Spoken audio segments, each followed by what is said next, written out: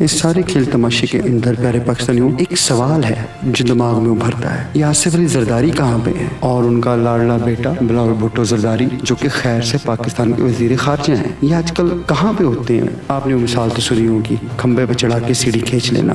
खंबे पे चढ़ी हुई है नून लीग और सीढ़ी खींच के ले गई है पीपल्स पार्टी। आसिफ अली जरदारी ने एक बहुत जबरदस्त खेल खेला है। वो जानते हैं कि मरकज में आने के लिए उन्हें पंजाब से सीटें निकालनी पड़ेंगी और पंजाब में उनका सबसे बेहतरीन चांस सिर्फ और सिर्फ जनूबी पंजाब है। फिर वहाँ पे उनको चाहे कोई सीट एडजस्टमेंट करनी पड़े या पैसा फेंक तमाशा देख स्ट्रेटजी अपनानी पड़े, वो हर हद तक जाएंगे। कहने के तो वो अपनी पार्टनरशिप अगले 10 साल के लिए नून लीग के साथ देख रही है, लेकिन आप सब समझते हैं ये गैर फितरी इत्तेहाद है जो किसी वक्त भी खत्म हो सकता है। यहाँ पे आपका मकसद पूरा हुआ, वहाँ पे इत्तेहाद खत्म। मुफ्ता इस्माइल पहले ही महंगाई का ढंढोरा पीट चुके हैं। इमरान खान जो कि अपोजिशन का बेहतरीन तजर्बा रखते हैं, उनसे ज़्यादा पाकिस्तान के अंदर अच्छी एहतजाजी अपोजिशन अब तक कोई नहीं कर सका है। गवर्नमेंट है जो दलदल में खुद ही फंसती चली जा रही है। इमरान खान को तो लोगों ने 3 साल बर्दाश्त कर लिया था, मगर इस हुकूमत को अगले 3 महीने बर्दाश्त करना भी मुश्किल हो रहा है। कहीं ऐसा तो नहीं कि शहबाज शरीफ का वजीर आजम बनने का शौक नून लीग को महंगा पड़ रहा है। बड़े मियाँ साहब तो पहले ही मना कर रहे थे कि इलेक्शन में जाना चाहिए। न जाने आसिफ अली जरदारी ने क्या उनके कान में फूंक मारी है। कुछ भी हो,